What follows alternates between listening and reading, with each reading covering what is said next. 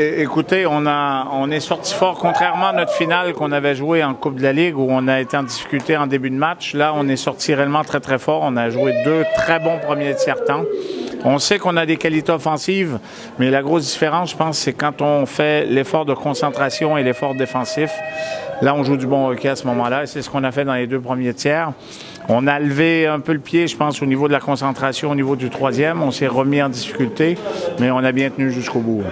Vous avez mis beaucoup d'intensité dès le coup d'envoi. C'était important d'étouffer un peu écoutez, je pense que les gars, à mon avis, ils avaient quand même en mémoire que leur match de Coupe de la Ligue, on était passé à travers le début de match. Et là, je pense qu'ils avaient à cœur d'entrer dans le match, et c'est ce qu'ils ont fait. On a mis la main tout de suite sur le match en début, et puis on a joué vraiment 2 très, très bons tiers de hockey. Il n'y a pas eu un peu de panique à la fin avec le retour à Milan? Non, ben c'est sûr que pour mon système nerveux, ça aurait été mieux de rester à 5-0, mais bon, ils ont marqué un beau but sur le power play. Après, il y a un but là, un peu scramble, et puis on fait une erreur sur le 3e, donc on les a remis un peu dans le match, mais j'étais assez confiant qu'on tienne jusqu'au bout quand même. Ça vous lance sur la voie royale pour la fin de saison et les playoffs qui approchent? Ah, c'est toujours agréable. Ceci dit, c'est pas l'objectif ultime, hein, ce trophée, mais c'est toujours agréable. On fait pas la fine bouche. C'est une belle finale. Les joueurs le méritent. Je pense qu'ils sont bien revenus dans cette saison-là. Ils sont allés jusqu'à la finale. Ils ont mis la main sur le trophée. Donc, c'est une étape qui est importante. C'est sympa pour tout le monde, pour nos partenaires, pour nos supporters, pour les joueurs. Donc, c'est un beau moment, ouais. Face à l'ennemi amiénois, c'est un petit peu particulier aussi, ça rajoute un peu à la victoire? Ouais, avec Amiens, c'est toujours c'est géographique et historique, hein. Il y a toujours des bonnes ambiances. C'est sûr que malheureusement, le timing était moins bon. Ça aurait été à Bercy, ça aurait été top. Le timing était moins bon cette année, mais bon, ça a été quand même une belle finale. On s'était dit avant de commencer que c'était important d'avoir un bon départ parce que la dernière finale qu'on a jouée, ça nous a un peu coûté le match. Donc c'était important de commencer fort, de provoquer quelques pénalités au début du match. On a su profiter des avantages numériques. On a ouvert la marque, donc après, on était obligé de peut-être un peu ouvrir le jeu. Nous, on a profité de nos occasions au début du match et puis on a pris les devants assez rapidement. Comment vous avez géré le retour amiénois sur la fin? Ouais, ils ont changé un petit peu leur façon de jouer. Ils ont pressé à 2 et puis on n'était pas vraiment prêt pour ça. Ça leur a profité après un temps d'arrêt et puis après on a su bien réagir, heureusement, parce qu'on aurait pu dans le hockey sur glace, ça va vite, donc on aurait pu facilement se faire remonter au score. Est-ce qu'on s'habitue à gagner les Coupes de France? Si vous en avez un paquet j'ai beaucoup de finales, mais pas beaucoup. Je crois que c'est justement, on parlait de ça, c'est simplement la 2e. Donc, joué beaucoup de finales de Coupe de France, mais souvent déçu avec la défaite. Mais bon, ce soir, on est du côté victorieux, donc on essaie de savourer le moment présent. Est-ce que justement, l'expérience du nombre de finales jouées, c'est un avantage pour moi par rapport à Amiens qui est plus jeune? Oui, je pense que c'est quelque chose qui joue parce que justement en début de match, peut-être un petit peu d'émotion, peut-être un peu mal gérée de leur part qui coûte des pénalités. Et puis nous, voilà, on ne demandait pas mieux d'avoir des avantages numériques et puis surtout qu'on a été très efficace là-dessus ce soir. Donc, c'est sûr que ça doit jouer. Oui. C'est sûr, on aurait pu avoir Bercy plein à craquer avec des supporters amiénois, rouennais qui n'avaient pas beaucoup à voyager pour venir. Mais bon, je pense que ce soir, il y a quand même eu beaucoup de personnes qui sont descendues et puis ça a une super ambiance et puis j'espère que ça a pu aider le hockey marseillais à se développer. On voulait sortir fort, on savait qu'il était très excité de jouer ce match-là. Ça fait pas beaucoup de finales qu'ils ont dans les dernières années, donc ils étaient très confiants. Ils voulaient sortir fort. Nous autres aussi, on est sortis très fort. On a joué simple en début de match, mis le palais au fond, travaillé leurs défenseurs et ils ont été forcés à prendre des prisons. Ensuite, l'avantage numérique a marqué en début de match, ça a fait du bien. Par la suite, on essayait de un petit peu trop reculer quand on avait une belle avance et ça a joué contre nous. Un petit peu de panique au banc, des choses que j'ai pas aimées. Mais des fois, quand on dit on panique pas, des fois c'est presque pire. Donc c'est ça, mais on avait pris une belle avance, donc on était en sécurité, sauf que ça a été quand même chaud en fin de match. Ils ont bien travaillé fort, bien travaillé pour revenir dans le match, mais on avait une trop grosse avance pour qu'ils nous inquiètent. Cependant, on est content de notre début de match, un petit peu moins de la fin. Qu'est-ce que vous vous êtes dit dans le vestiaire, avant le dernier tiers, justement? C'était de rester concentré? Exactement, c'est de continuer la même chose, continuer l'échec avant, leur faire des erreurs.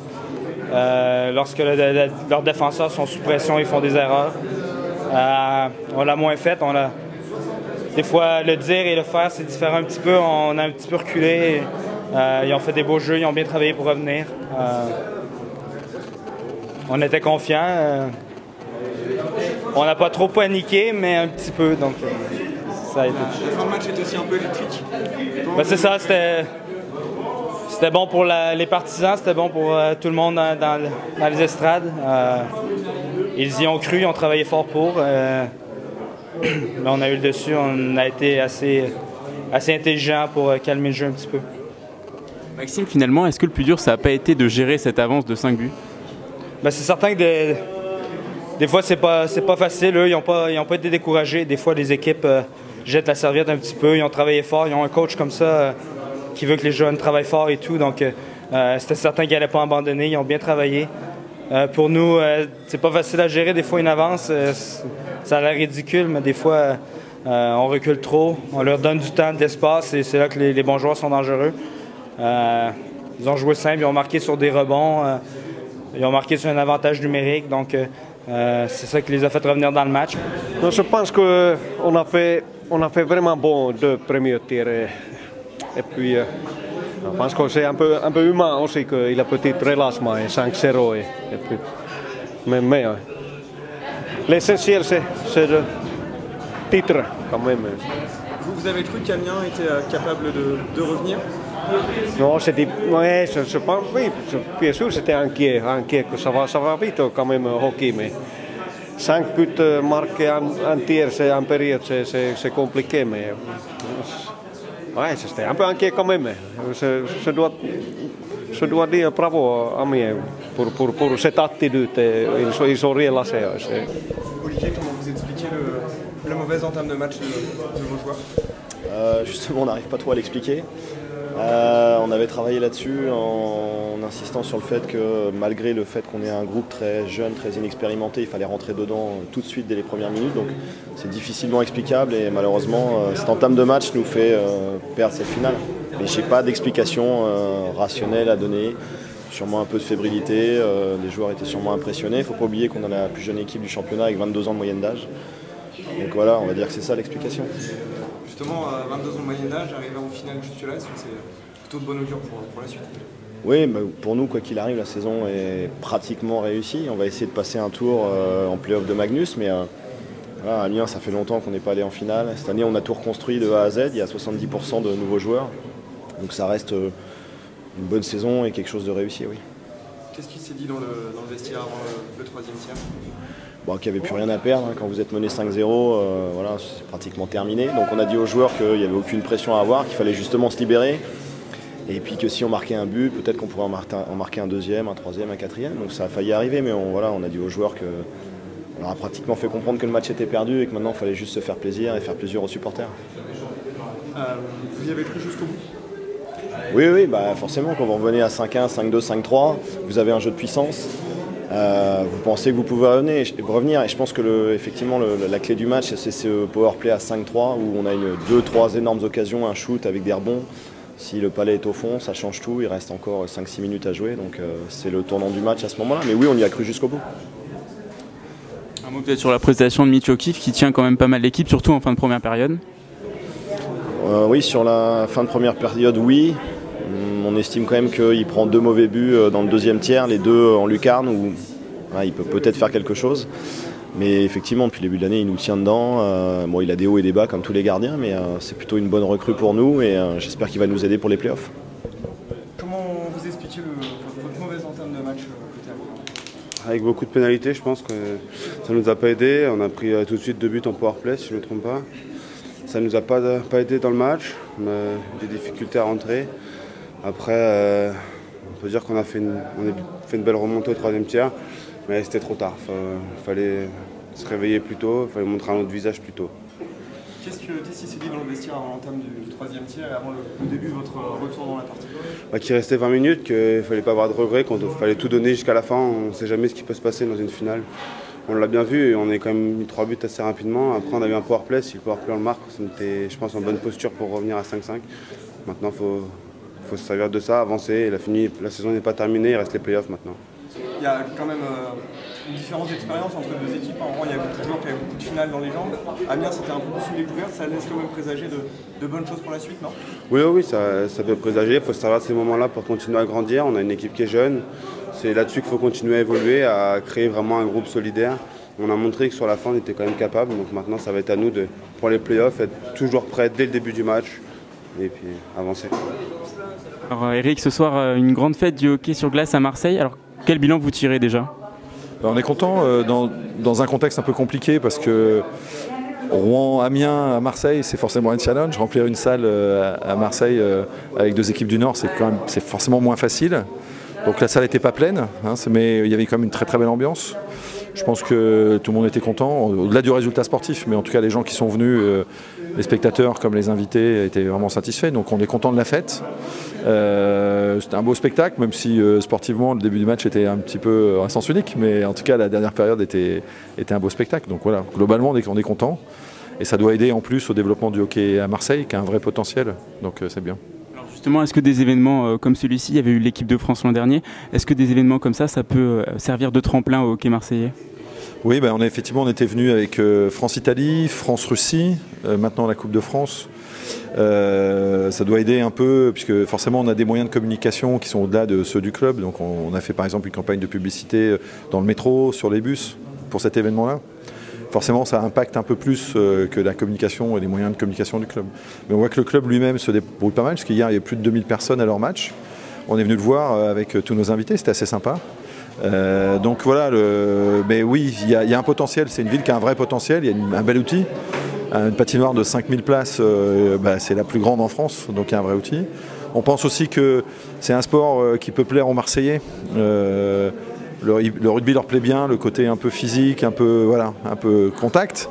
C'est un sport qui peut plaire aux gens du Sud. Donc, et on le voit d'ailleurs Montpellier qui fait le plein en Détroit, donc avec 1600 personnes ou 1700, je ne sais plus exactement. Donc voilà, tout ça fait que ça doit pouvoir aider au développement du club. Sportivement, sur la glace, ça a été un derby passionnant avec cette équipe de Rouen qui avait pris le large. Et finalement, Amiens a réussi à revenir dans le match. Là aussi, sur la glace, c'était vraiment passionnant. Ouais, je pense que tout le monde a vu aussi bien à la télé que dans la salle. La 3e période était vraiment passionnante. Ça c'est même un peu, c'est même monté un petit peu dans les tours en termes physiques. C'est parti aussi du jeu, mais c'est un peu dommage pour les Amiénois. Je ne sais pas s'ils ont été un peu bloqués par l'enjeu. Première finale depuis longtemps, alors que les Rouennais ont quand même un peu l'habitude. C'est un peu dommage, je pense qu'ils sont passés à travers leurs 2 premières périodes, clairement. Ils n'étaient pas dans l'intensité, Rouen dominé. Et vu les talents qu'il y a à Rouen, quand on les laisse jouer, voilà, je dirais pas c'est facile, mais ça change quand même drôlement le match. Et voilà, donc une très très belle 3e période qui finit bien le match, malheureusement trop tard pour les Amiénois. Donc voilà, donc c'est un beau spectacle sur la glace. Un petit mot pour terminer sur les prochaines échéances de la Fédération française de hockey sur glace. Quelles sont-elles ? Alors en termes d'événements, prochain événement, ça sera France-Danemark début avril, à Courchevel et à Megève. On aura ensuite le championnat du monde féminin senior à Rouen, du 12 au 19 avril. Et dernier week-end d'avril, on aura la Suisse. On reçoit la Suisse sur 2 matchs, à Grenoble et à Lyon. Donc voilà, en termes d'événements, des beaux programmes. Et puis après, tout le reste, on continue à travailler fortement avec la Ligue Magnus. On a un projet marketing qui se met en place avec la Ligue Magnus en début d'année, où il y a un accord avec tous les clubs. On va charter les patinoires, les maillots des joueurs, les glaces aussi. Le rond central va être mis à disposition de la fédération pour chercher des partenaires nationaux. Donc il y a un gros projet marketing avec les clubs qui va dériver aussi sur la billetterie. Enfin voilà, donc on travaille beaucoup avec les clubs de Magnus pour que vraiment la Ligue Magnus et l'ensemble du hockey bénéficient de 2017 et qu'on espère l'exposition qu'on pourra avoir en 2017 si tout se passe bien et si on fait bien notre travail, puisse servir au minimum à la Ligue Magnus et à tous les clubs.